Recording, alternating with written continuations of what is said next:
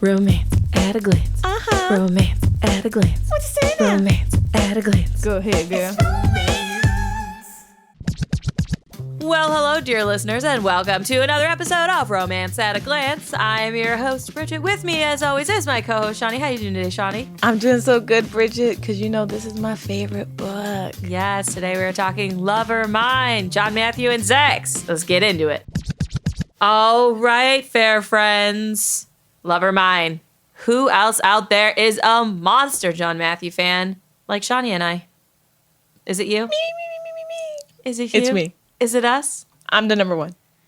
This is episode 7 of season 2 of our podcast, but Black Dagger Brotherhood book number 8. And I have to say, this book held up. A couple of the other books that we've read have not held up to the test of rereading, and this book really held up for me. How about for you? This book really, really held up. Actually, this book was like, you know when you have like young love and then you have like what they call like old, they have new relationship energy love. Yes. And then old relationship energy love. I do. This had that old relationship energy love. It changed. The first time I read it, it was more like, This time it was like, Mm-hmm. Do you know what I mean? Like, It was so satisfying for me. So satisfying. Not only was the main couple incredibly satisfying in this book, but also the subplot of Blake, Quinn, and Saxon was incredibly intense. Ooh. I will say the one thing I did not love about this book was the other 2 side plots. The one in the Southern paranormal mansion, didn't care. And even the past with Darius and Torment, I actually guessed before the book was over what was going to happen and who no one was going to be. Yeah. But I felt like it took a really long time to get there. And I was kind of like, okay, let's just move this along. Yes. And then as always, like, I don't care all that much about lessers. Lash, I felt like got what was coming to him. I felt like he deserved to have all his skin fall off and to turn into a decrepit monster. Oh my Because that was gosh. his inside being reflected on the outside. Do you know, so one of the things I think that when I first read this book and I was skipping all these Lash and lesser parts, it didn't allow me to have these feelings of like, there's this dude whose skin is falling off and whatever. So the book was much more like light and enjoyable that way. And when you read this book and read all of these parts in between that bring your mood up and down and up and down and up and down, that's why I feel like the love that I feel with John Matthew and Xhex in this book is a yummier, lovier, warm type of love than when I first read it, if that makes sense. Yeah. Yes. And also I felt a lot more validation when she gets to kill Lash at the end. Because I read all the other parts, I was like, oh, hell yes. So much happier that he died. I was always happy he died because like he's just a shitty character and a shitty person. Or not a shitty character. He's a shitty person. He's a well-written character. But I felt like in this book, I was like yearning for him to get what was coming to him. And actually, in a terrible way, I was kind of hoping that the Omega was going to like rape him, which I felt like was really dark in my mind, but I'm a little ashamed to admit it. But I was kind of hoping that was also going to happen to him. I was happy she did get to kill him. I guess the Omega was, disappointed that he wanted a female or whatever. I felt like the Omega gave up on him really quickly. He was like, man, my son is a punk ass bitch. I'm over this. Punk ass bitch. The Omega's not for toxic relationships. Yeah, but I kind of wanted a POV from the Omega because when Lash was created, we got to have the Omega's POV. So I wish that we had gotten at least a few paragraphs of that.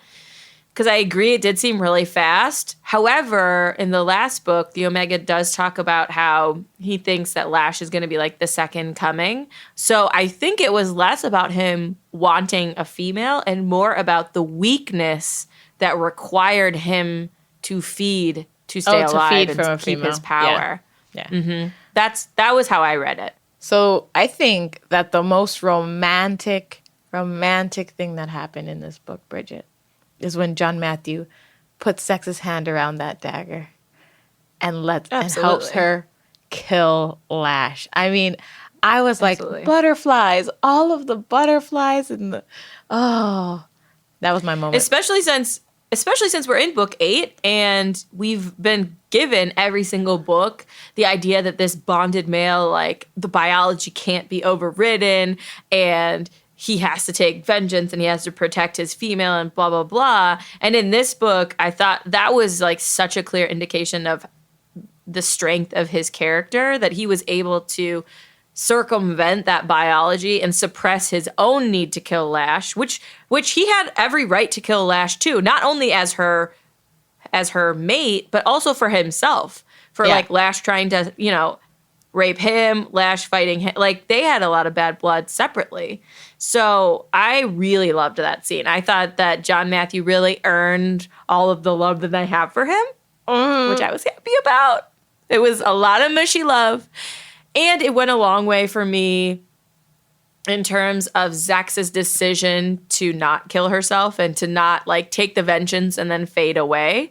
Because he basically is, like, proving to her through actions that he's gonna be the mate who will, like, stand by her side and not only, like, protect her and hold her hand and love her, but also let her be who she is, which is someone who's gonna want to stab that motherfucker by herself. Oh, man. So, okay, let's go, like, back to the beginning, because we are at the end right now. We are at the end. We're at the end. Okay. Great plan. So the last book, we left off with Revenge and Elena getting together and the cuteness of them. Revenge is now the king of the sympaths, holding it down. Wrath has decided to embrace being king of vampires. And in that rescue attempt, or actually successful rescue, it was not an attempt, Xhex gets captured by Lash and some freaky deaky Omega magic he has, and whisked away into a room that no one can see her or find her, where she has now spent the last month being beaten and raped every day by Lash. So that's kind of where we're at the beginning. At the end of the last podcast, Bridget, when you were like, you know, Xhex is going to be raped a bunch, I was like it really hadn't sunk in. And after you said that, I was dreading reading this book. I was like, no, if I don't read it, it never happened. I know. And then so I love the fact though that Xhex is constantly fighting Lash with everything that she has. Even when she's like standing, she's super weak or whatever, she like never puts her guard down. Those moments between her and Lash in the room were so intense. I was so in it when it was happening. And then it made it even more like heartbreaking when like you see John Matthew, you know, trying his hardest to find where she is. And when they do finally find it and he's in the room with her and she's cloaked and he can't get to Bridget. Come on. How did you feel? Oh my God. I literally was half in tears. The moment when she says, like, watching him fall apart cracked the rest of her heart. I was like, yeah. And then also when she says, please don't leave me here, take me with you. I was like, I couldn't even imagine that because she's literally been holding her shit together by a fucking thread. Like, she's like mixing cocktails in her mind to keep from going insane, knowing that every day is going to be another brutality. And then here comes this guy who she's in love with, but will not recognize that. And he's there, he's ready to save her, and she can't get to him. And he can't get to her. I mean, that for me, I was like, but you know, one thing I did like about this, because I do feel like a lot of times in books in general and in this series, the guys are always saving the girls. So Bella got saved by Zadist. And I really liked in this book that she recognizes Lash's weakness and recognizes that this is her moment because he's feeling weak and busts herself the fuck out of there. Yeah. Which I liked because I think, it was like going along with her character. But also it was nice that she had a little agency in escaping because I think probably as like someone who's survived that, that feels more powerful. Like, I got away from him. And then obviously she kills him. I would not have enjoyed this book if she had been saved, if she had not saved herself in that situation. Like, it would have made me upset because that's not her character. Yes. That's, like, just not who she is. So I would have been like, you sold me a bill of goods. Like, Vicious, you sold me a bill of goods. Where's my BDSM? All right. Let's go all the way back to the beginning because we're really just diving so hard into this. I want to give you a few fun facts. And I want to talk quick about a few other things. Okay. I'm ready for these fun facts. I love fun facts. Okay, let's go. Number 1. I like that J.R. Ward, first of all, a lot of people call her the Warden, which I think is very cute. So when answering questions about her books, she basically always devolves into innuendo. So she was answering a question about a character she would want to see in future books. And she said, murder is coming, people. He's coming. That's what she said. I just have to fit him in. That's also what she said. And I was just like, that's fucking hysterical. This is just a fun fact about how much she writes. She's been writing 3 books a year, 1 Black Dagger Brotherhood, 1 Black Dagger Brotherhood trainee, and 1 Bourbon Kings book. 3 a book. 3 books a year, which is fucking crazy. Because not only are they just 3, they're all hella long. Like, this book was 512 pages. That's a long ass book. And yeah, so that's just astounding. It's not even a fun fact, it's just astonishing. And then my other fun fact, I think the Warden is a good name for her because she has to be like a warden of her own time in order to be able to make this happen. I wish I had this discipline. Dear God. I agree. I'm not even sure I can do like an Instagram post a day. And it's like she's writing, probably like 25 pages a day. And then the other fun fact, we always talk about how she really loves rap and hip hop and Jay-Z. And especially she talks about it a lot in the earlier books. And that is what she listens to while she's running to keep up her pace. So that explains why she has such a good knowledge of sort of different songs and different things. She probably was listening to it on her run and popped it into the book. Ah, okay. So I have literally gone through this thought thread so many times, which is in these books, there are so many pop culture references that I'm like, how can one person know all of these things to even think to put them into a book? Do you know what I mean? I guess if she dreams it, maybe that's how. But I'm like, she writes like 10 hours a day, but then also has to be, watching The Real Housewives and all of these shows to be able to put all these references in. I'm like, where? How? When do you see your husband? She probably is one of those people who she probably only sleeps like 5 hours a night. I believe it. She probably goes to bed at like 9. She's like one of those people who goes to bed from like 9 to 2.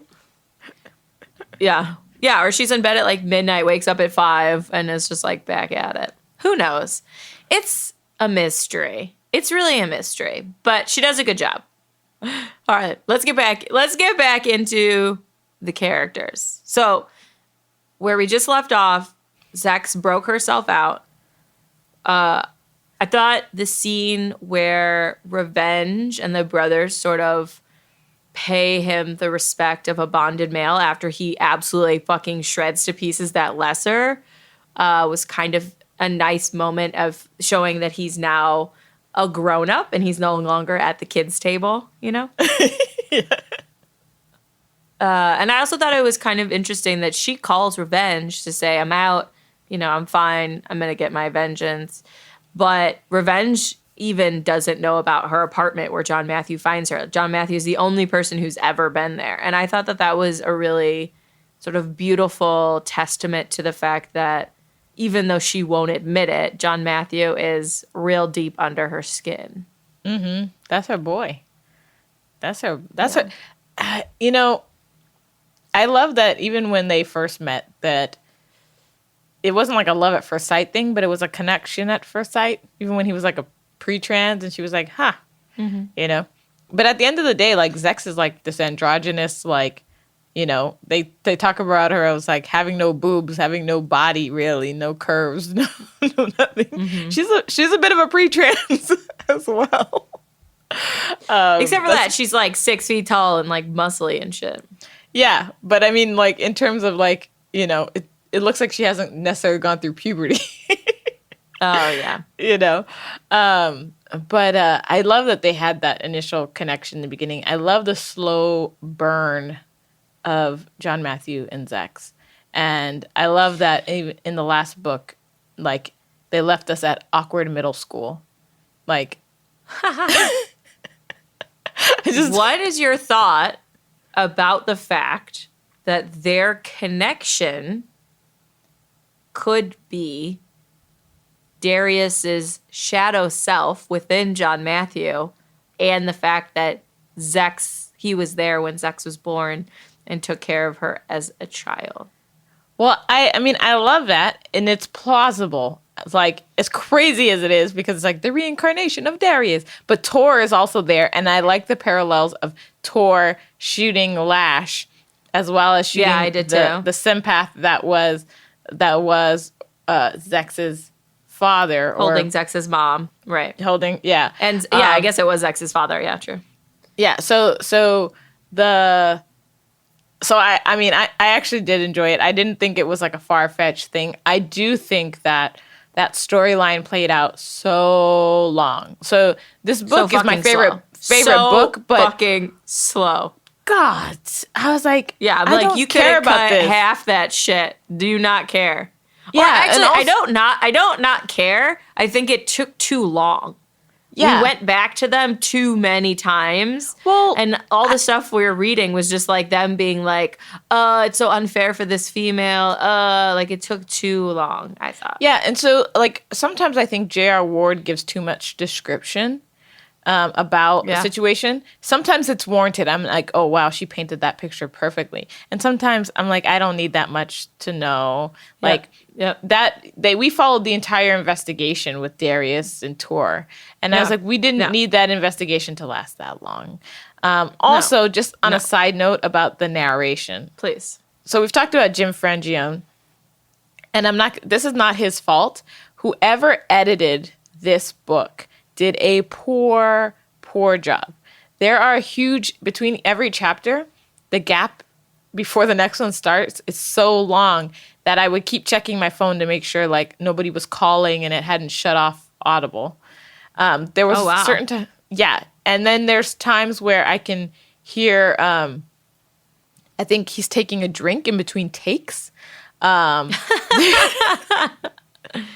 There's the noise reduction, like nobody did, certain parts where there's like no noise reduction.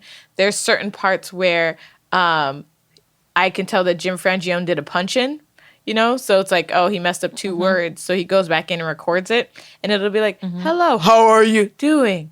And I was like, who did this book? It needs to be redone. And when I looked at the comments today, I was like, oh, so it's not just me. Everybody noticed this. It was done very poorly. And it's not the narrator's fault. It's whoever produced this. So anyway, that was my little segue there because that annoyed the shit out of me. All right. So it sounds like Love or Mine is one of these that you should read, either a physical copy or a digital copy instead of listening. Absolutely. All right. Good to know. Absolutely. I really liked Jane in her book, as you know.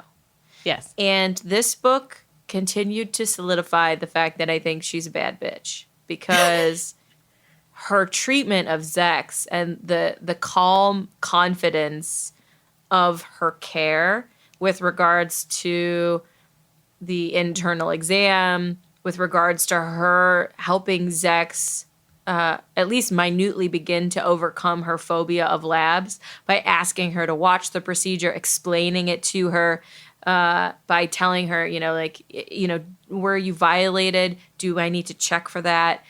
Like, just making her feel at every stage that there is no like wrong answer to these things, and that she's just so calm and competent and really like she's an exemplary example of what you would want your surgeon or doctor to be. And I just really liked that dynamic, and I liked kind of getting to sit a little bit more with Jane. Yeah, I do too. I liked also that there was a good doctor-patient confidentiality. Like whatever happens here is going to stay here. I think it's easy in the Brotherhood because it's not real life. Even for them, it's not like normal life. They don't have necessarily have the same rules as out in the human world. So I think sometimes the sharing of information can be nonchalant. And John Matthews there, like, what's going on? What's going on? And she's like, that ain't none of your business. If she won't tell you, she gonna tell you. Yeah. I do find that. When John Matthew goes back to the apartment and Xhex is there, like almost near death, and even when J.R. Ward says, like, she was so weak, her teeth couldn't even like break the skin on his wrist, so she could feed. And so he helps her, and like the caring that he has in this scene, oh, man, I loved it. I loved it. I love when he's carrying her, and she's just like, she tried to put up a fight for a second. I was like, no, I can, and then she's like, whatever.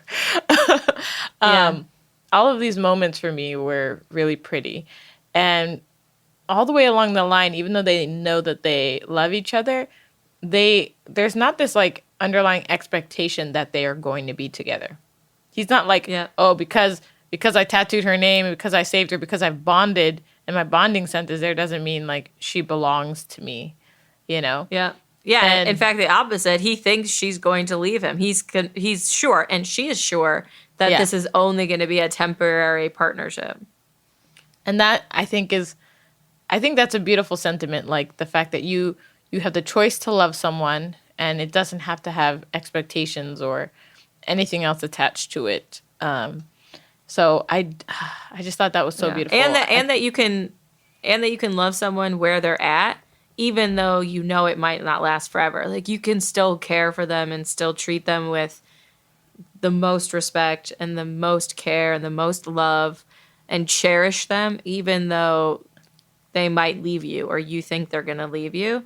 Because really at the end of the day, like, we don't know that the person that we love is going to love us back forever.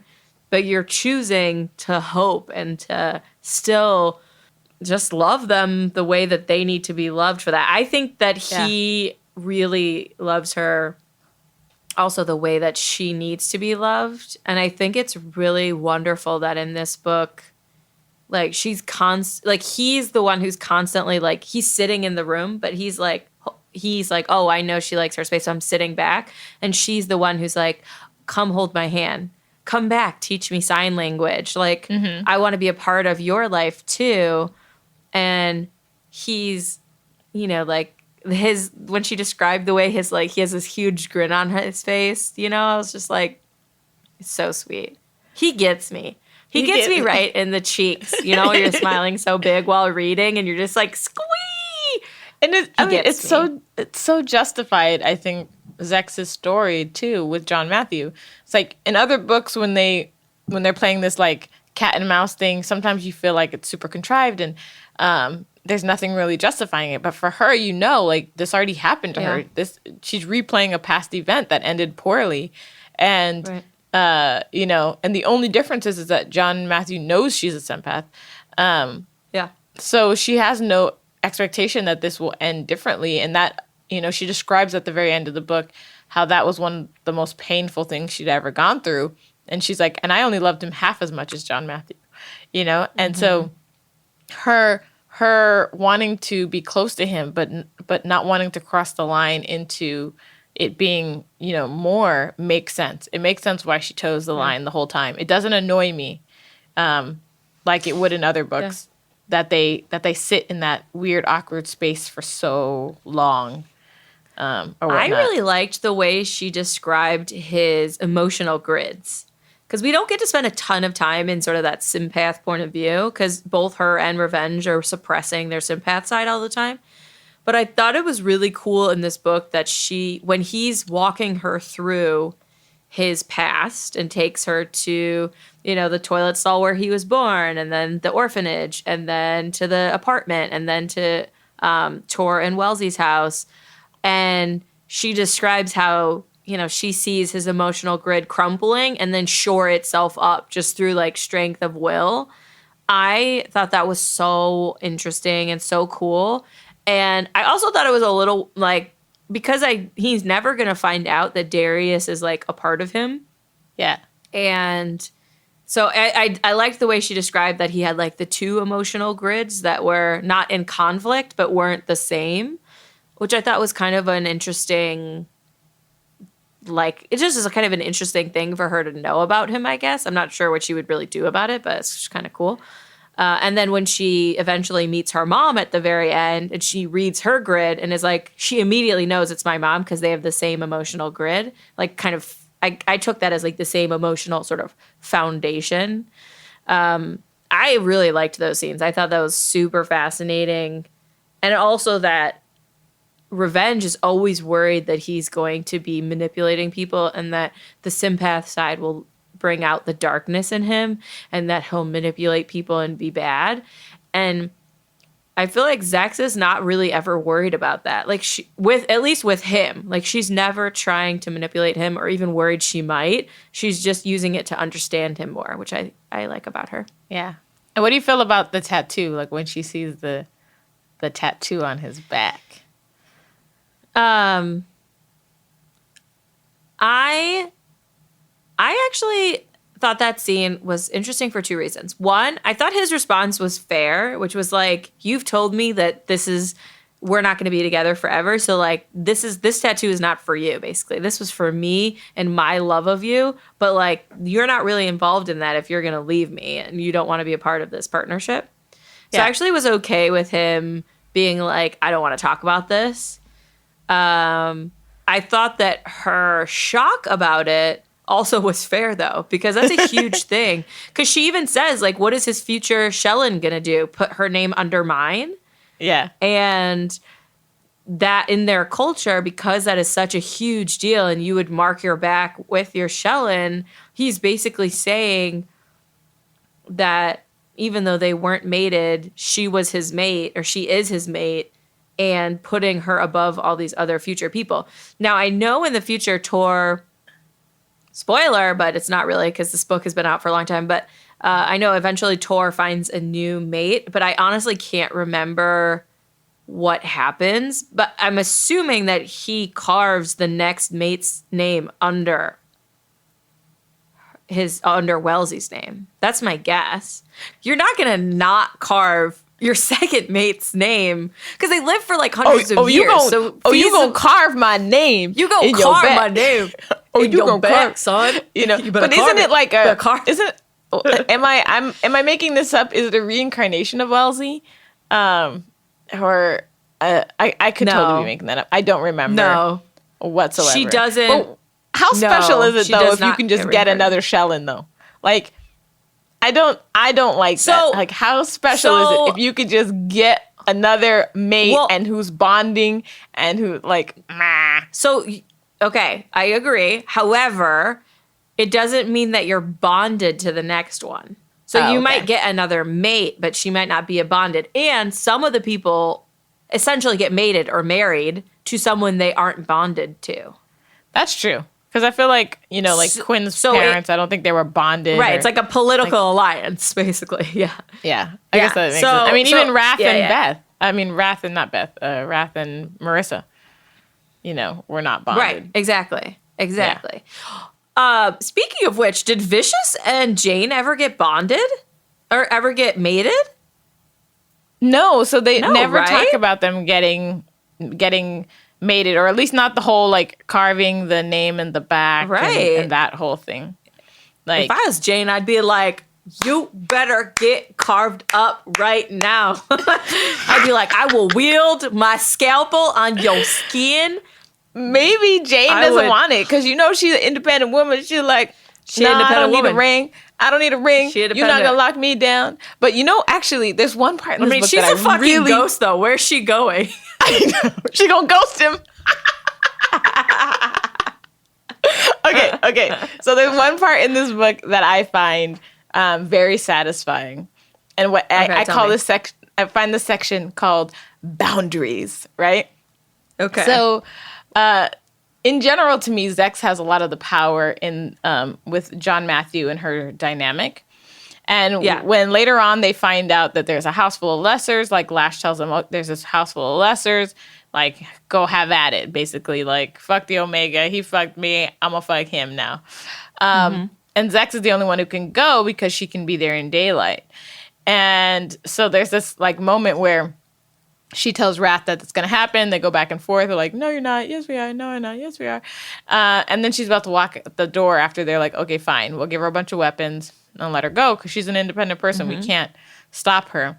And then John Matthew like grabs her for a moment and he's like, yo, you know, he gives her that look like, yo. And she's like, look, I'm either going to pull my hand away or you're going to let it go.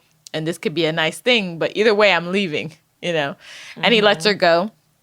Which I liked, you know, that he was like, you know, you are your own person. I can't force you to do anything. However, he did something which you do in poly, right? Which is instead of telling someone what they can and can't do, right? So instead of saying like, you can't go out in the street and have sex with anybody without a condom, right? You wouldn't say that. You would say, if you go out and have sex without a condom, that violates my boundary. And so we will no longer be having unprotected sex, right? So that's how you like would phrase that. And so there's not a punishment necessarily on someone going to have unprotected sex, but now it changes what your rules for yourself. The dynamic. To make the rules, right? Yeah. So when Xhex goes out and she does her whole thing and she comes back to John Matthew, this scene was so great. When she walks in, she walks into the shower. She's all like, oh, he's going to be happy to see me. I'm back for him. He's in the shower. He sees her. He sports a big ass boner, but he's pissed. He's like, just because I got this boner don't mean I'm not pissed. You know? And she's like, I came back to you first. I haven't even checked in with anybody. I came to you first. He's like, big fucking whoop-de-doo. You know? Like... You know, and I love that he basically says to her, he's like, look, my boundary is like, in this is that we're going to work together. Like I'm going to be there for you. I'm going to have your back. We're going to work together. And then this is going to be over. Like, yeah, you know, we're going to do the damn thing and then it's going to be over. And I like that he set down that boundary point for himself. I liked watching John Matthew mature over the books, but this is really the book where he like mans up. Like, I agree. And I love that, you know? And I feel like Xhex in that moment got to be her most feminine side in that when he says that, she's like, you know, she's like, all right. She's like, oh shit. Yeah. You know when a guy talks to you in that tone where he puts his foot down and you be like, ooh, okay. I also feel like it made her reevaluate because when he's like, and then we'll be over, she's like a little bit crushed because he's always been the one who's sort of held that space open for her. And I think that also helps her realize, oh, wait, do I really want to leave or do I want him? Like, do I want this to be over or do I want this to continue? One thing we haven't talked about yet is sex after rape. So trigger warning if anyone has a problem, either skip forward in this section or maybe stop listening because I don't know the time code that you should skip to, but I'm assuming it will be 5 minutes. So I liked that when they tried to have sex the first time when they were at Tor and Wellesley's house, she's like too triggered. Because to me that felt so fast. I mean, first of all, I want some vampire blood because how amazing would it be to be in the state she was in where she could barely even pierce his skin with her fangs and was dying. One day later, all she needs is fucking drinking of some ancient blood and, you know, some food. She's right as motherfucking rain. And I can tell you right now from the surgeries and stuff, she had surgery too. The surgeries and shit I've been through, I did not walk up the next day and bounce around like a little kitten and go fight things. So part A, I would like some vampire blood. That would be nice. I read a few reviews and a few of the people were talking about how they did not like that after that was the only instance where she was triggered and that all of the rest of their sexual experiences were good and perfect and mind-blowing and super hot and there was no more triggers. Yeah. I mean, I agree with that sentiment. So the first one where she's like super triggered, I thought was like right on the money. It was very fast after what happened. And then that's when she told. I also thought I I wanted to lose John Matthew a point for this, but then I also remember that he's really immature. All the other brothers are so much older than he is. So yeah, he's a child. He's like 27 and they're like 400. But when that happens, she's like, okay, well, I got to confess, like, Lash wasn't impotent. And so then John Matthew gets the point and he's, he shatters the glass in Tor's house, whatever. I'm not sure if he did it just by his roar or if he actually like hit it. No, it was just the energy of his pain emanating out of him. Exploded. Okay, that's what I thought. Yeah. So and then it, flash forward to him, like he's running on a treadmill till it breaks, and then he's on another treadmill and whatever.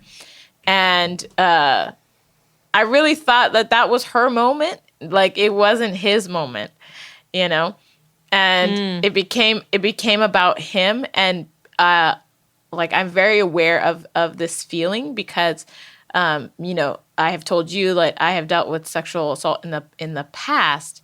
And when I was a kid, and what happens is every time somebody learns what happened, you have to revisit the trauma through their eyes and their pain and how, and then you have to, you've gone to therapy, you've gotten over it, you've moved on with your life, and then you have to console somebody who's broken up for you, Yeah.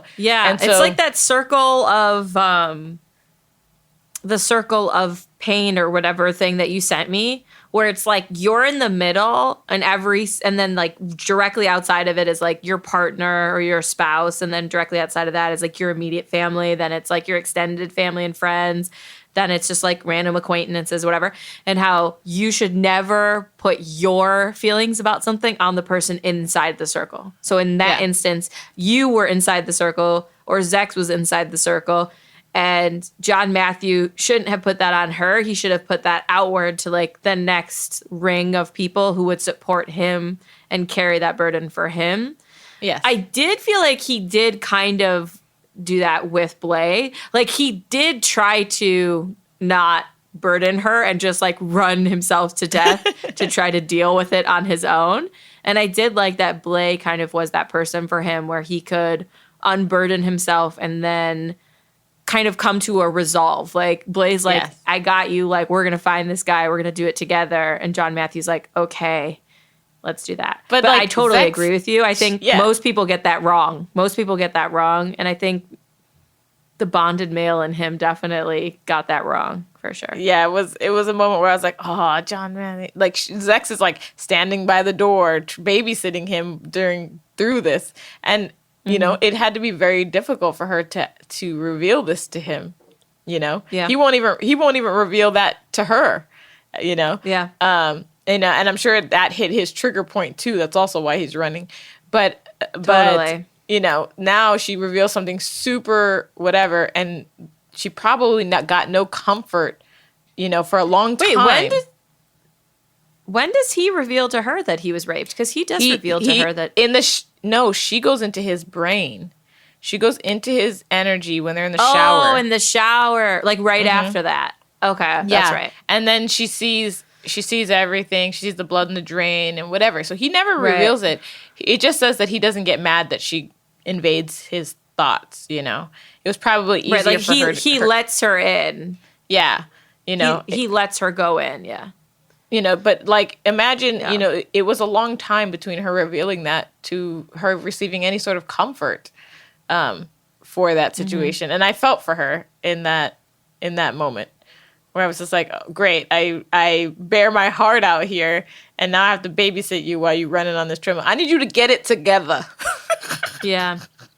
No, I feel that. I did. Yeah. Yeah. And for sure, obviously his response was also because compounded by the fact that he knows how it feels because he's also been raped. And then he also has dealt with Lash trying to rape him in their whole fight. So it was just like compounded and compounded.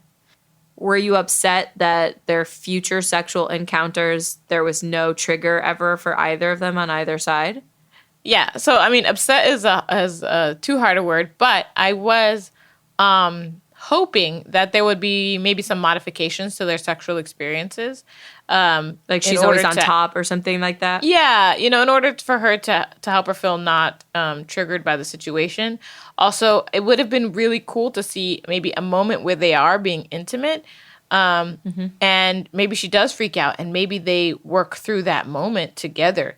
Like I thought that the intimacy of that happening could have been a real, like great moment for them.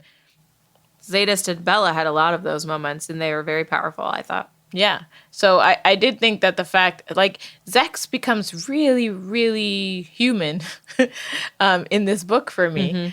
You get to hear a lot about her, a lot about what's going on in her mind. And she's very vulnerable in her own mind. Even when she's like, I'll just get home and I'll be all right. And she's like, and then there's a moment where she's like, well, I'm not all right. I'm probably going to be dying. I'm probably going to die here. And like you see her shifting in thought. And so I just felt like there were moments where they could have taken it a bit deeper between them. And I think that they could have used those sexual moments to actually even create sexual moments that were non-sexual, right? So, okay, I'm going to go on slight tangent, but I'll make it quick.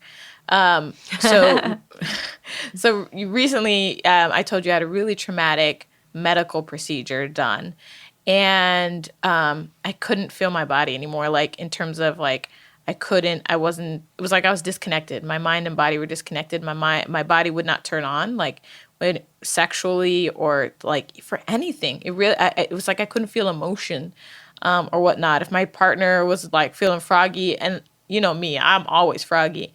And I would try so hard. I'm like, come on, body, get froggy. And I couldn't. I just couldn't. And I was so, I was worried, and I was like, what the fuck is happening? And some of the people in one of my support groups was like, what would help is non-sexual touch, right? So I've been learning shibari, which is like a rope tying or whatever. They were like, that's great because it's a sensation play where you get to feel parts of your body individually, and it'll help bring you and your connect your mind back into your body. They were saying that when sex is attached to it, it becomes something you're striving for, and it gives you anxiety. Yeah. Sure. So it would have been a really cool thing for Xhex and John Matthew if they did something that was super intimate, but not necessarily sexual in nature, before the sex started revving up. I actually didn't care as much as I thought I would for their sexual encounters. Like in other books, I'm like, that's hot, and I'm waiting for them. I actually really didn't. I cared more for their tender moments. I cared more for their emotional connection. Yeah, for sure. Yeah. So this kind of brings us all the way back to where we started, which is that John Matthew gave Xhex the killing blow. Way to go, John Matthew. Way to go. Way to go. Woo-hoo. Way to go, bro. So then, right, I love that also Xhex's response to that. So they go back to the clinic. Everybody's getting cleaned up. Everybody's got wounds and all that. And I love that she's like, okay, so now we're going to get mated. And he's like, oh, you want me to be your Hellrin? And she's like, yes, obviously that's going to happen. And he's like laughing at her. Now.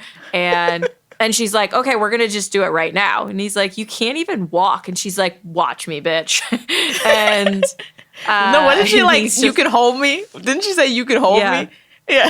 Yeah, you'll hold me up. It'll be fine.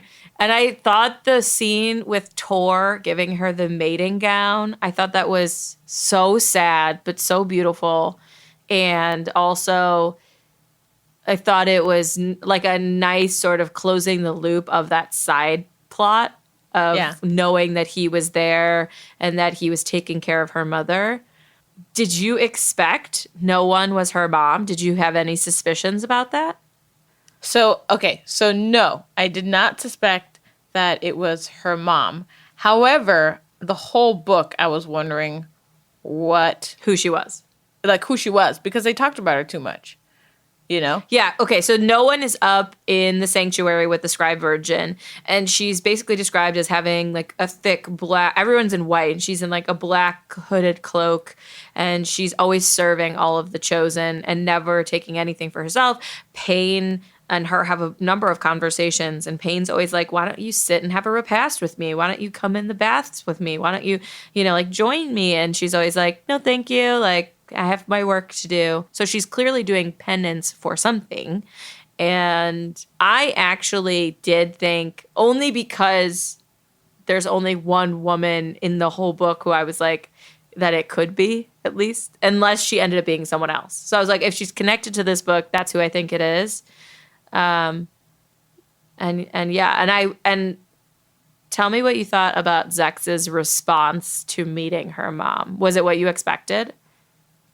So, no. Okay, so the thing about Noan for me, right, was like,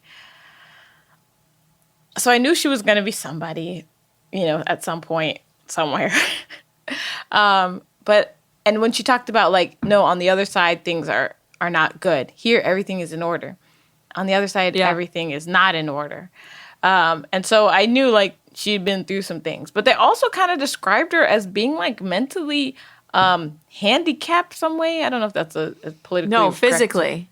She had like a limp or something. Physically handicapped. Oh, because I envisioned her as being somebody who had a mental, like, disability or something like that. No.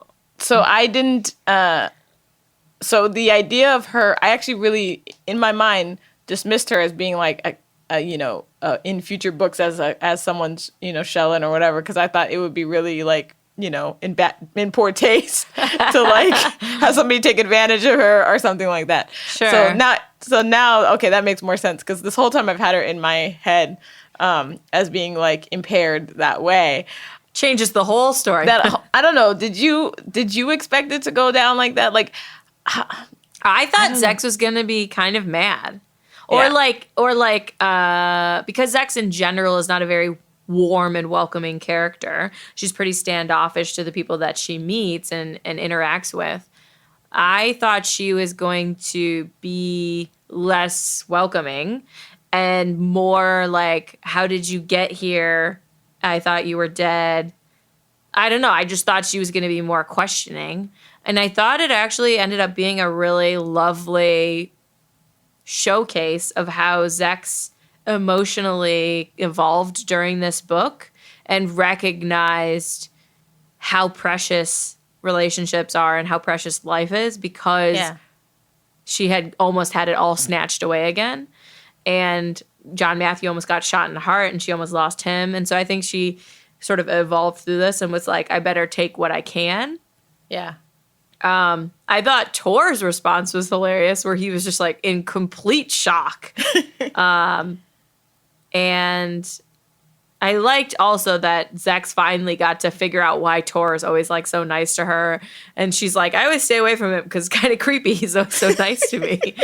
And I liked that she finally found out, oh, he was there when you were born. Because I don't know why he wouldn't have told her that, except for that I guess he didn't want her to know that he knew she was half sympath, maybe? I'm not sure. But also, I think they talked about them wanting her to have a normal life. Since she didn't look like a sympath, they thought that they could hide her away. And so if there was this looming male that couldn't really be explained, that might also raise a flag somehow. But that's when she's like a child. I mean, he's been going to zero sum with Darius all the time for years and years. And like they've clearly been interacting for at least a decade, let's say. Yeah. But yeah, I think at the beginning that makes sense. So why is this guy looking at me? I thought it was a little strange. Yeah, I mean, I do agree. I don't necessarily know why, later on he didn't tell her. And it might just be a thing like so much time had passed that, sometimes, when someone tells you their name and then you've known them for 6 months and you still don't know their name. Yeah. And you're like, shit, that ship has sailed. I can't ask them now. I'm such an asshole. And you're like hoping you're going to go somewhere with someone who doesn't know them. So you can be like, ask their names so that you can figure it out. Oh, yeah. I do that all the time. Yeah. All the time. I'll be like, Bridget, ask them your name because I have no idea. And or when you have to introduce people, someone and you don't know their name to someone else, and you just, I always pretend like I forgot to introduce them. I'll be like, oh, this is Rob. And then I'll let like Rob introduced and hear their name. I was like, oh, sorry, I forgot to introduce you. Okay, Rob. Yeah. Oh, I thought you knew each other. Yeah. Oh my, like, yeah, we're basically bad people, is what we're saying. Yeah, we're bad people. It's true. So, but yeah, it could just be like too much time had passed, and and it's like a can of worms, because if he does make that introduction, it's like, how do you know me? Let's talk about this. Let's go into this. And that's not a pretty story, to know that your mom had you and then committed suicide. Like, yeah, sure. I mean, it's not True. kitchen table talk. That's fair. I mean, like, how do you even bring that up? How do you 200 bring years that ago, while you were, born, I was the first one to hold you. Yeah. But it is really nice. It is really nice because, it took me about halfway through Darius' story to know, like, okay, this is Xhex. I didn't remember that. And I actually thought that the story was going to go a little differently. I thought that the vampire wanted to be taken by the sympath in the beginning. I did too at first. Yeah, like when she was crying and he was holding her and they were like, the vacant eyes and whatever. And then they shot him, and then they were like, her eyes were vacant. I thought she was going to be like, you killed my love. You killed my lover. I thought so too. Yeah, eventually. That's why I thought it was going, Yeah. I do love that Xhex now has a bit of a legacy and a family beyond John Matthew. Even though both of them are kind of, they're kind of orphans and whatnot. But it's cool that Tor is a connector for them. I like that he gets flashes of being Darius in this book, and like feeling like it's right. Yeah. Yeah, and because I don't remember what happens in the other books, I'm a little bit excited because I'm like, do we find out he's Darius at some point? I've only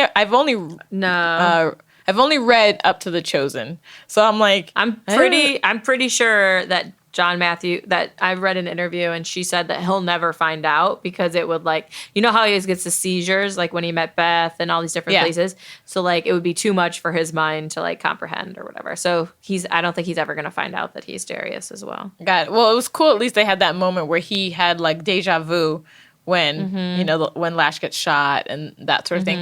Oh my gosh. So Xhex almost lost a point for me, by the way. When she had Lash, and she was on top of him, and she did that thing that people do where they talk before they kill you. I know. And double tap that motherfucker. If you don't stab him right now in the throat, if you don't get him, she's just wailing on him, punching him. I imagine it though, where she's like, "Get your guns out." I was so mad at that. I was spitting mad. I think I stopped the recording because I was like, and then she gets taken hostage, and I'm like, I know. You did that to yourself. I know. I didn't love that part. I did not love that part. But I also was a little bit happy because it would have, I think, been too fast of a kill. Because he was like, I know he was getting weaker and weaker and stuff, but I feel like it would have been too fast of a kill. I just wish that... And also because she wanted to tie it back into the Tor shooting the sympath thing, So that's clearly what they were trying to tie it back. So she had to be taken hostage to do it. I was so frustrated. I was annoyed. I was so frustrated. I thought it was dumb. So I thought the mating ceremony, I always like the mating ceremonies. I like any of the sort of world building ceremonies, like when all of the brothers like stab the floor for Beth, when all of them kneel for the king and like I just like all those moments. I think the mating with the carving of the back is like so symbolic that they're not human and that they're like other. And I love that he like gritted his teeth and didn't make any noise, and she was so proud. And then I also, to sort of wrap up their part of the story for today, I also thought that his response to her saying, should I get your name tattooed on my back? And he just like immediately orgasms. Like, I just thought that was like such a cute response. He's just like splooge. Do it. Big splooge. Okay, so now that kind of wraps up John Matthew and Xhex. We'll be right back with all of the other side plots. Hello, best friends. Thank you for being loyal listeners of Romance at a Glance. We're so happy to have you. If you'd like to support us further, head over to Patreon, where you can become one of our patrons. We've got a lot of great perks, such as merch and a super secret discussion group where Bridget and I talk to you directly about all things romance and all things nasty. So come on over. And now, back to our show. Let's talk about pain. Ooh, let's talk about pain. Mm-hmm. All right. So I thought her emotional landscape in this book was so sad. Like everything, like she hates everything about where she is. The unchangingness, how everything is perfect. Like she just doesn't fit in. She hates being there. She's trapped. She's so kind to Layla and no one, but she's clearly just stuck, literally and metaphorically. And I felt so bad for her. You know that conversation she has with Nolan where she's like, I gotta get out of here. This place is, everything that she hates about this place, no one loves about the place. Yeah. It's so crazy when she like goes to her mom and is like, yo, let me out of here. Like, I gotta get out of here, And she's like, that's not your destiny. Like, it was such a weird... Fuck destiny. I'm going to kill everyone in this piece if you don't let me go. It was such a weird answer to me because, like, if the scribe virgin knows her destiny or what she's supposed to do or whatever, then it doesn't make sense. It makes things not make sense for me. If she was just like, no, you're my daughter and you ain't going nowhere, that makes sense to me. But at the end of all of this... I think, here's what I think. I get what you're saying. Because it's like, does the scribe virgin know everyone's destiny and is everything fixed? Yeah. But I think that she wanted she can see the paths in sort of destiny and where things are taking. And she wanted a different destiny for Pain than going down to the world. So I think she wanted her to like stay there and be with her or whatever, but she wanted a different destiny. And because when Pain and Wrath are fighting and she flies into the marble edge of the pool and breaks her back, and Wrath is like, what the fuck's going on? Let me help her. Yeah. And the scribe virgin is like, I don't want this for her. And the king's like, what's wrong with you? She's your daughter. Like, what is happening? Let her go. And she's finally like, I free you. Because I feel like she's basically like breaking what she did with Vicious, where she's like, okay, now I'm no longer your mother, sort of thing. Yeah. Yeah, it said that she expelled her. And you said something interesting. You said something really interesting because, so like for me, I'm an empath, and my gifting is what I call pathways, right? Which is like I can meet somebody and see like where they're gonna be ahead of time, like where they're going, right? Mm-hmm. And I think with the scribe virgin, she maybe she knows that Pain's destination is, D, right? And she wants her to go A, B, C, D because that'll get her there with the least amount of pain, right?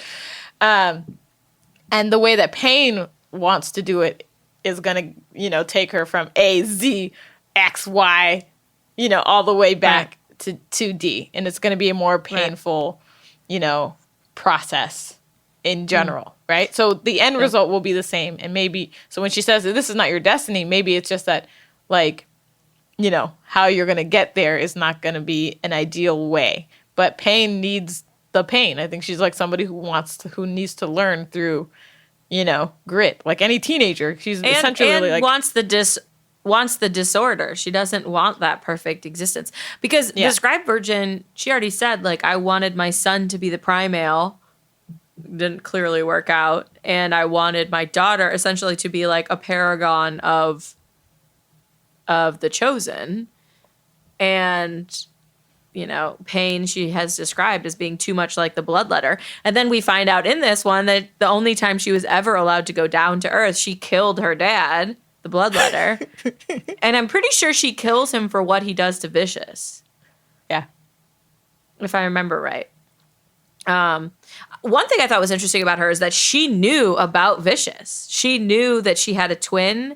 She thought he was dead. The scribe virgin said that he was dead, but she knew about him. And Vicious does not know that he has a twin, doesn't know that she exists. And because Wrath is blind, he's never seen her. So he doesn't know that she looks exactly like Vicious. Yeah. And it's not until they bring her down to the world and Jane sees her and Jane is like, Vicious? Like, what's happening here? And Payne's like, why are you speaking of my blooded dead? And Jane's like, he's not dead. I'm mated to him. Oh, wait, she says I'm mated to him. So maybe they just get mated. I guess but it happens in the in-between that we're not. Yeah, it's like off-screen, low-key. Yeah. Vegas, but I Vegas like style. that. I also like that her response to finding out that he's alive is, I will kill the scribe virgin just like I did my sire. She's just like, I'll kill that bitch. Just like I killed my dad. Like, watch me. You know, like she's I like it. I like that about her. I thought it was really a funny response.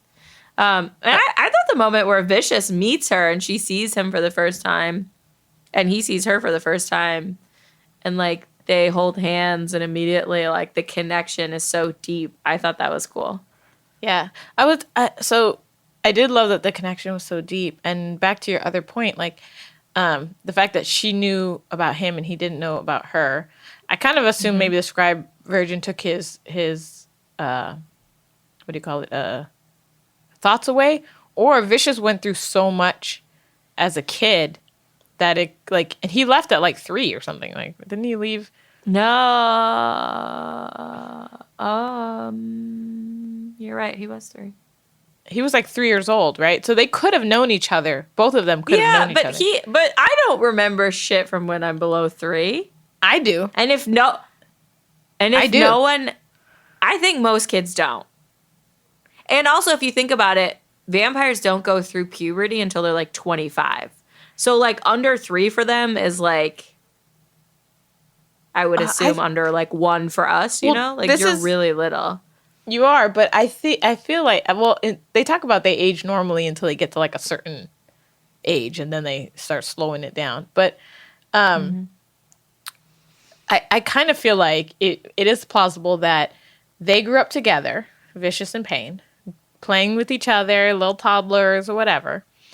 And then Vicious goes to the bloodletter and he don't have time to remember Payne. You know what I mean? Like he's in trauma mode, but she's still living in, happy la la land, and she just knows her playmate is gone. So it does feel to me like and she could see him through the reflecting pools and stuff. Yeah. So she has the opportunity to keep seeing him. So why would she tell him he's dead just so she doesn't want to go? She probably did that. She probably like, he died out there in the brutal world. You don't want to go out to that brutal world. It's a cold, cold world. I wonder if she told him, though, he was dead, and that's why she kills the bloodletter. Okay, we're going to find all these things out in her book. We have so much. So many things. So much to find out. I don't even know which book is hers. Is it the next one? Who knows? We'll find out. I want to finish with Quinn, Blaylock, and Saxton because they're my favorite thing. But first, I want to talk about 2 quick things. One, I really loved that John, Matthew, and Tor finally repaired their relationship when they both finally got their heads out of the proverbial sand and just like manned up and apologized and sort of reunited as father and son. Yes. And I think just really quickly that his relationship with Xhex, I think, also helped that happen in a little bit of a way because he could understand how Tor would feel losing a Shellen, like losing a mate. Totally. Do you know? He couldn't. He kept being like, he's just gone. But now he's like, oh, like he lost the love of his life. Sure. I think I would be gone too. Yeah, there's a more compassion there. I think that they both are having for each other now. I agree. And totally Payne is the next book. I was just looking it up. I was like, I think she's the next book. Payne and Manuel Manello. Manuel. I am a little bit mad that the next book is not Quinn and Blaylock because I love them. And the burn is killing me, Shawnee. It killed me the first time and it's still killing me. The only other thing I want to talk about before we talk about them, because I think we need to spend a significant amount of time on them, is the southern side plot where they're at the plantation and doing the paranormal recording. So obviously at the very, very end. So basically what happens is these 2 characters show up at this plantation. It's supposed to have ghosts. And then lo and behold, there's actually a quote unquote ghost, which turns out to be Murder. And he's like living in the attic. And the weirdest thing I thought though was that he goes and has sex with that lady. And then does he like brainwash that guy into being a better guy and taking care of her? Is that what happened? Or is it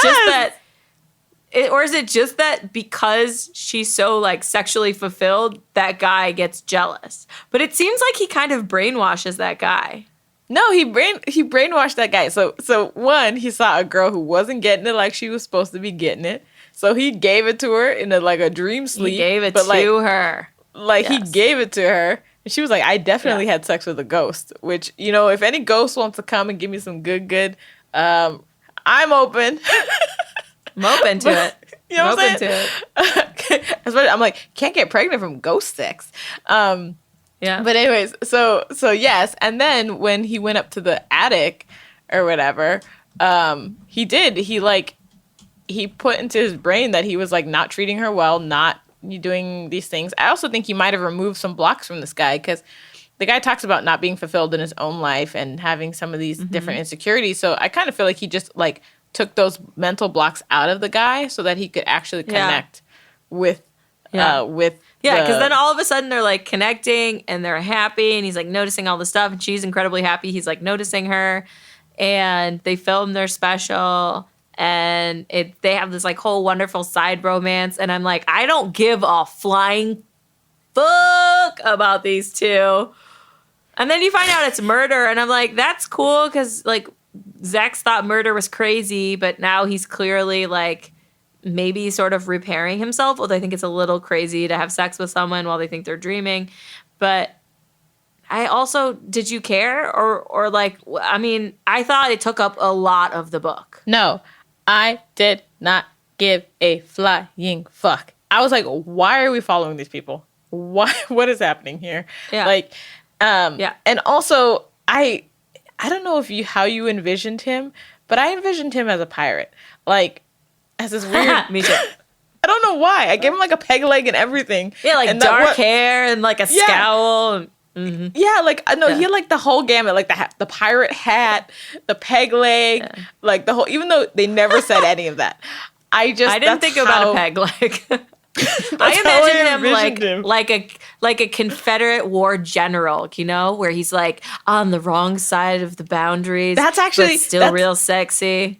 Yes, I could definitely see that too because I feel like there was a bit of a cross between it. It was like Confederate pirate, like a Confederate pirate. I didn't foresee it being murder.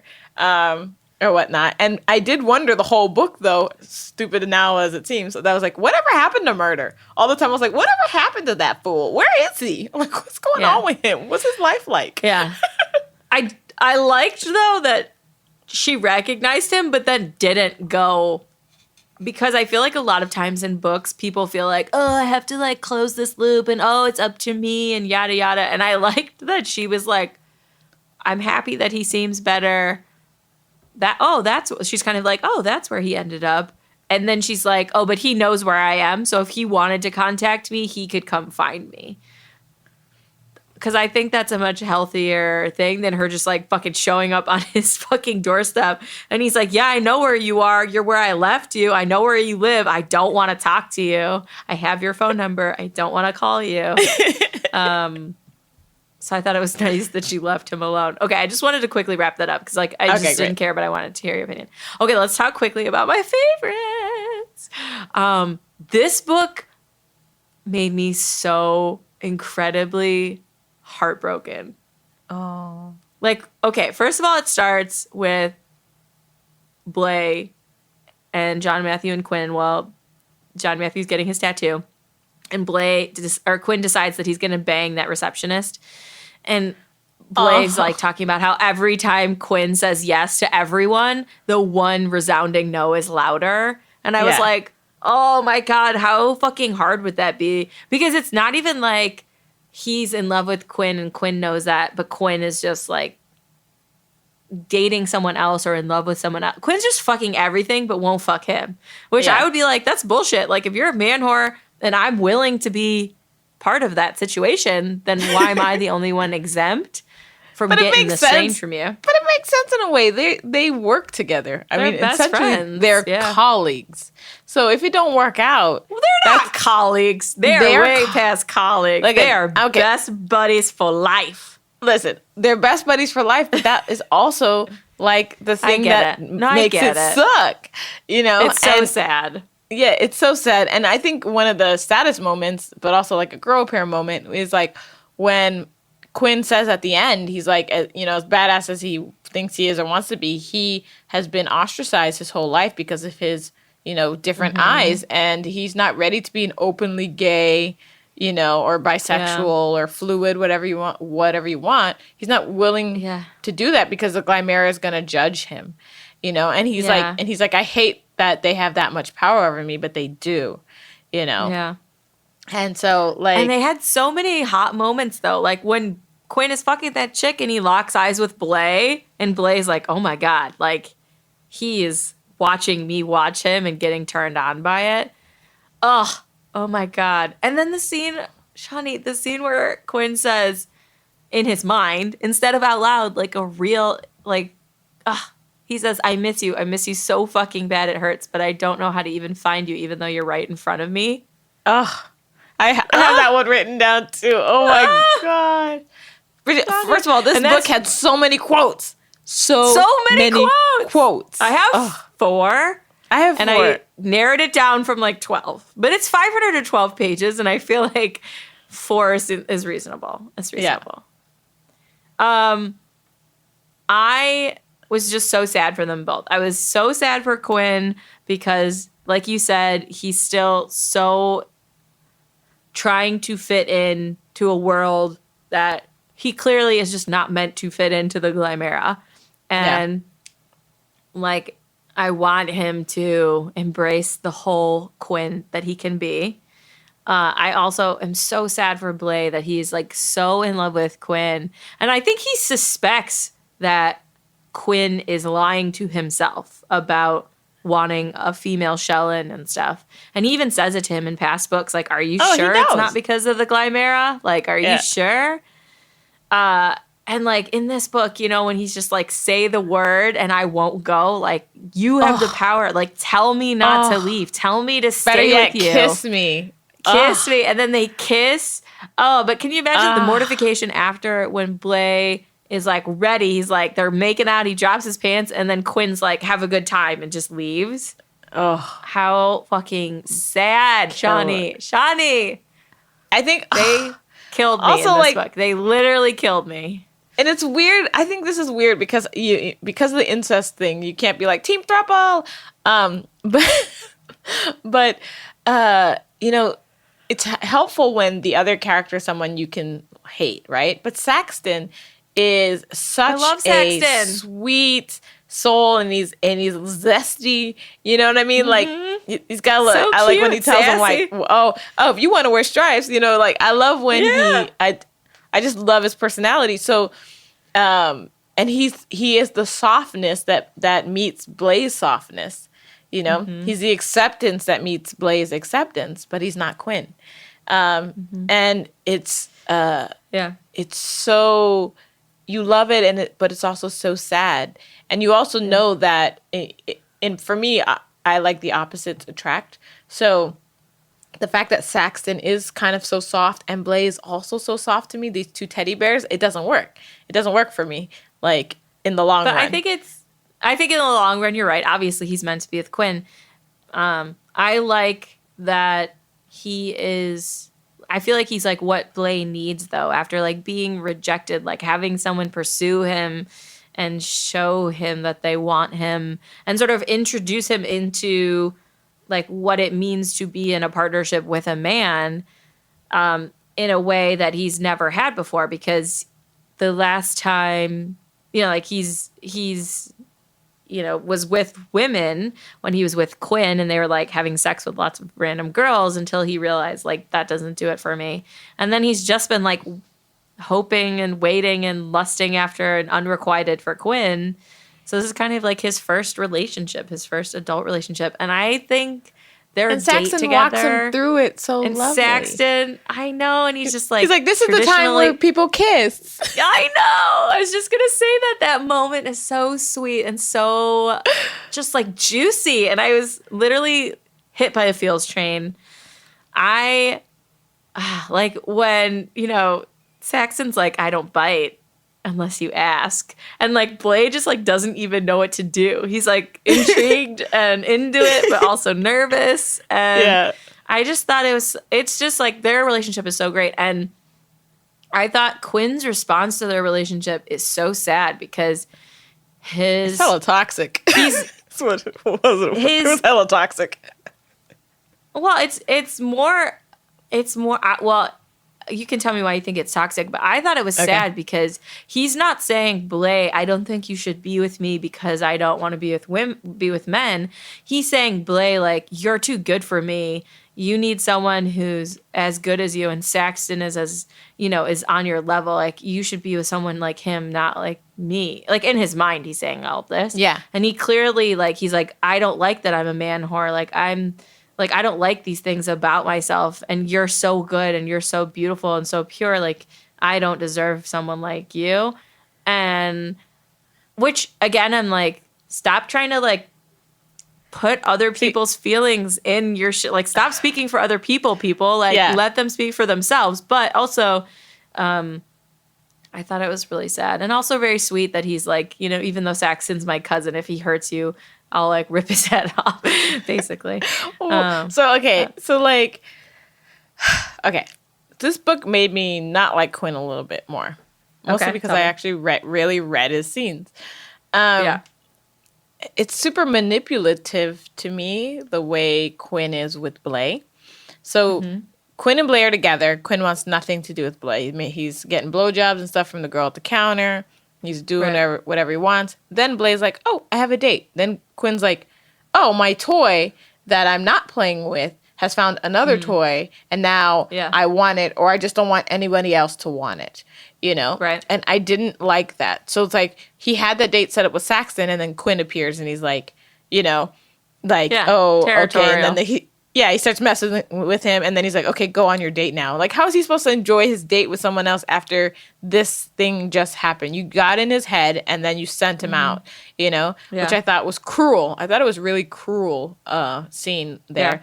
And then he shows up to the date and is following them and watching them, like stalker much. I was like, this is really, like, and I know it plays into their love story, but still I think that his actions towards Blay are very, what do you call it? Back and forth. Like, he's telling Blay, don't count on me. And then every so often throwing him breadcrumbs, and knowing that Blay is vulnerable to this, he does it. And then he pulls back and then he pulls back. And so, that for me kind of made me lose a little bit of my love for Quinn in this book. And I think I didn't just fully read all of their scenes because I was skipping through to Xhex and John Matthews when I read this before. So that's where I'm coming from with that. Okay, I totally agree with you on all fronts. I think he was definitely hot and cold. Two things. One, I think that he is a vampire, not a human being, and is clearly fighting his bonded male reaction, because his bonded male comes out when they kiss, and Blay is like super shocked. So he's fighting the fact that he is a bonded male, but also doesn't want to be and doesn't think he should be. So I totally agree with you. He was hot and cold, and it was cruel. But the reason I liked that was that this book was the first time that Blay stood up for himself and was like, no, enough is enough. Like, you don't get to do that. Yeah. I'm leaving, and I'm going to do something that's healthy for me, because this is not healthy for me. And I liked that, because I feel like without Blay finally like embracing his own needs and wants and protecting his own heart, then we couldn't get to a good equal footing of them in the future. That's true. So I was focused a lot on Blay, because I love Blay. I was focused a lot on Blay's sort of evolution, because I do think that Quinn is being a little bitch. And I do think even in his internal monologue, he's like, I know I'm being a big baby. Yeah. And I don't know how to stop myself. I do. And I do think Blay, I love that Blay did get a soft introduction to, because Saxon is the first guy he's ever slept with. And so he gets a soft, beautiful introduction into that relationship and into being with men. And I think in reality, in real life, I've heard so many stories just from my friends who, because they had to be in the closet, because they had to do it a certain way and it was taboo, they were finding people online where it wasn't safe and their first introductions were always real sketch, and that sort of thing. And that happens, more often than it should. And so it's really nice that even though Blaze not like super out, he was able to have a beautiful, like... Yeah. Yeah, and I feel like a lot of the people in the gay community that I've talked to said that it was typically, in this instance, it was also like someone who is out and who has been with men, and then they are sort of like the new initiate.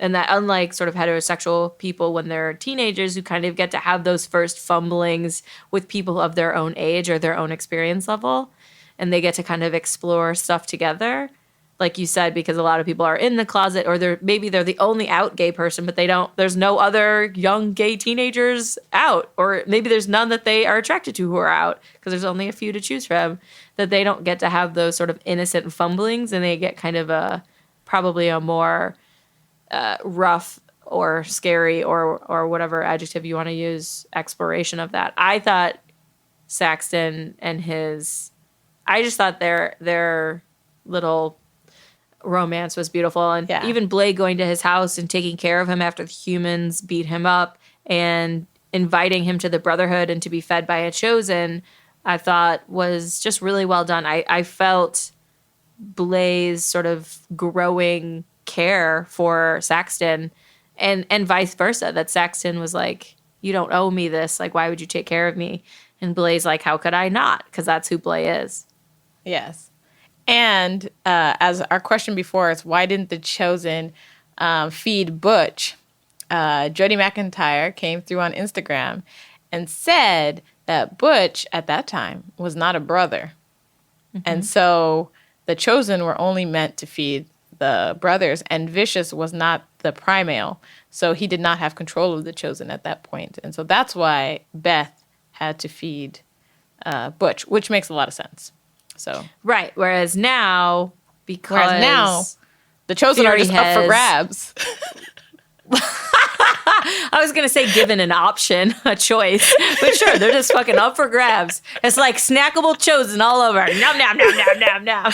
Well, my thing is like, right, the chosen have a choice, but do they really? Like that? Of course that's they always do. No, but think about it. I mean, honestly, think about it, right? And I'll relate it. I'll relate it to Christianity, right? So like, and that's only because it's my experience. So don't anybody take this personally. When I grew up, there were certain things that I was taught is how you do things, right? This is just how it goes. The chosen are like that. They were raised that this is how it goes. Now somebody walks in and says you have a choice, right? So I get to be an adult. I'm in college, and now I can do whatever I want. My mom's not watching me. Only God is. Do you know what I mean? And that is still a strong force in your choices. It was hard for me to say no to people. It was hard for me to do certain things because I had been raised a certain way. So the chosen have been raised that their goal is to feed these males, is to have their babies, is to do that sort of thing.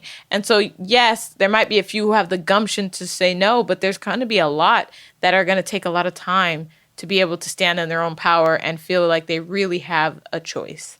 And so that totally agree. It's like they were in a cult and now they have been released. Yes. And they do say that some of the chosen choose to stay in the sanctuary and they don't want to come down. And some go back and forth. My instinct is that Fury would choose the most woke of the chosen to give them a choice of whether or not they would like to help.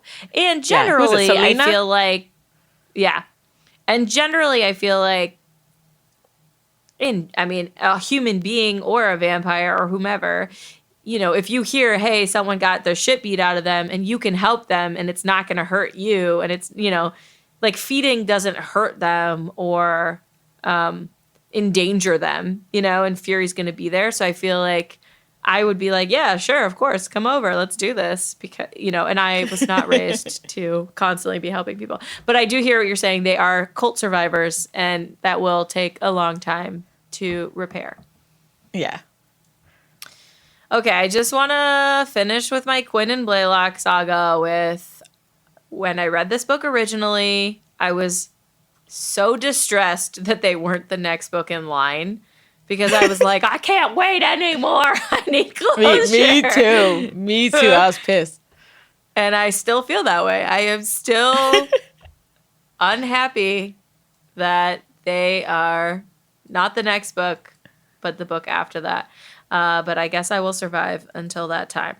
Also, because Pain is like a recent introduction. She's only in the last 2 books. And that drives me crazy. I'm like, somebody I've been following from the beginning or from longer should get their book first. I'm like, it's too soon for Pain. She hasn't earned it yet. But I totally agree. She hasn't earned it yet. I would like her to have had one book, so she got now to the Brotherhood Mansion. So the next book's about someone else so that we get to see her more. And then the next book after that is about her. However, I do think that the next book, if I remember correctly, has, again, the side plot is Quinn and Blay. So you do get a lot of their story, and the drawn outness of their story, I think, makes their book much sweeter. If I remember right, who knows? The next book could not even have them. As we found out from this podcast, I don't remember very much from all the side things. But let's talk about our heroine. What kind of booties are you giving to Xhex today? You know what? I gave Xhex 5 daggers. Okay, I didn't even give her. I didn't give her peach booties because I felt like it wasn't fitting for Xhex. I love it. 5 daggers. So I gave her 5. I did not feel. I felt like her entire story was justified. I felt like her reactions were justified. I felt like everything was in character for her. I love that she saved herself. I love that she broke through Lash's force field and damn near burned all her skin off and and broke her arm and everything in the process. It wasn't like an easy thing or whatever. Like the gumption that she pushes through, I don't know. And then I loved how vulnerable she got after that. She was like, I'm not invincible. And I'll probably go for Lash and I'll kill him, but I will also die. I just loved her. Sorry, that went out. Yeah. I went a lot in there, but I love her. I love her. I totally agree. The only thing I will add is that I love that when John Matthew, we didn't even talk about this, but when Z goes to John Matthew and says, I was raped too, and I talked to Mary and it really helped me, I think it would help Xhex. And John Matthew is shocked and blown away. I love that when he suggests that, she's like, yes, because I want to be healthy and I want to be with you. And I know I got a lot of shit going on and I know I got to work through it. Because I think that too takes a lot of courage to acknowledge the broken parts of yourself and try to fix them. So I also gave her 5. I gave her peach booties. I didn't think of daggers. That's brilliant. And I will make your little emoticons on the website daggers. Okay, let's talk about John Matthew. What'd you got? Okay. Hero rating, John Matthew, 5. I gave him a 5. He can do no wrong for me. The growth of his character from book 1 till now is amazing. He went from being a little kind of bitch, woe is me, pre-trans to fuck everybody. I think he went to both extremes, and I love that he has middled out, right? So he went from being super woe is me to super fuck everybody, I'm not dealing with anybody's shit, to being whoa, I went too far, let's find a middle ground. And he feels super justified to me. I love his interactions with Xhex. I love that he doesn't expect her to be who she's not, and that he's meeting her where she is. So yes, I gave him a 5. I also gave him a 5, and I love that he makes the amends in this book that he needs to make from his actions in the early part of the book and also in the previous book. And I really appreciated that it wasn't swept under the rug. He actually went to Tor, talked to Blay, talked to Quinn, and was like, I fucked up. I'm sorry. I will do better. I think he was a McDreamy. And I wanted to give him a funnier Mick name, but he's just a McDreamy. He's just dreamy. I just love him. I called him a McMuffin. Aw, that's a good one. I love McMuffin. I called him a McMuffin because I thought this book was so romantic. So romantic. I felt like this book was like, the expectation was that it was going to be steamy and this and that or whatever. And this book is about like a guy's skin falling off and people getting killed and whatever. And there was such a sweet romance. And Dude, this is two sweet romances in a row for you. Yeah, I'm in the feels. This podcast is getting Shawnee in touch with the feels. I know, Bridget, what's happening? I'm getting older and mushy. Like, so yes, he was a McDreamy McMuffin for me. Aw. I also thought he was McDreamy. I love McMuffin. I thought we had some beautiful vanilla and emotional sexual encounters and non-sexual encounters. I already told you a few of my favorite lines because obviously I also had 4. Oh, yeah, we're going to have a lot. This is going to be the longest podcast ever. I am just going to tell you the ones that I didn't already tell you. So, and you guys can go on Insta and see all the quotes or on the website. But I'll tell you the one that I didn't tell you yet, which is you are not half the male you could be because of what was done to you. You're twice what anyone else is because you survived. Is that yours too? That's mine too. That's my number one. That's a good one. Sorry, read it again. Okay. You're not half the male you could be because of what was done to you. You're twice what anyone else is because of what you survived. Okay, I'm going to do my other ones and see if I get some other ones that we have the same. As she stood beside John Matthew and watched his huge body crumble down by the bed, the organ that beat beneath her sternum shattered like a mirror. Oh, I don't have that one, but that one is beautiful. Okay. What do you got? Tell me one. What you got? Well, I have 4 of them, but 2 of them you already said during the podcast. Okay. Which is the hold you up one. I missed you. Yes. I miss you so fucking bad. Yes. That one. Oh, I love that one. So the other one that I have that you don't have. Well, there's 2. Okay, here we go. So the truth was he was in love with her. Totally over the line, no going back, not even dead would he part kind of shit. That was a good one. And then this was actually between Tor and John Matthew. And Tor said they were talking about Xhex. Doesn't have to be easy to be right. And then John Matthew was thought, in that case, we were meant for each other. And I thought that was just so sweet. Because at the end of the day, has anybody in a grown-ass relationship going through growth? I think there's a lot of people in relationships, and not all of them are trying to grow together, and not all of them are focused on their self-growth. As anybody who's in a relationship, constantly working on themselves, self-growth and a couple growth, you know that a lot of the time it's not easy. Yes. A lot of the time it's not easy. You're there because you choose to be there, and because you have faith in yourself and your coupledom. And so I love that line because I feel like it's just like a universally true type of line. So remember when I said I had 4 quotes? It turns out that I have 5. So I'm going to just tell you my last one, okay? I know you have like 10 quotes over there, Bridget. Stop playing. Stop fronting over there like you only have one more. Shawnee, can I tell you right now that I had 54 notes and 114 highlights in this book? Absolutely. So if anyone wants to see what I was highlighting or noting, it will be on Goodreads, and you can check out all of the things that I had comments about, because there was a lot of things, many of which we have covered in this podcast and some of which we have not. Okay, this was my last one, which we talked about, but I'll give you the quote. How about we head over to that tattoo place, maybe get my name on your back. Oh, wait, that's wrong. That's not how you say it. I'll start over.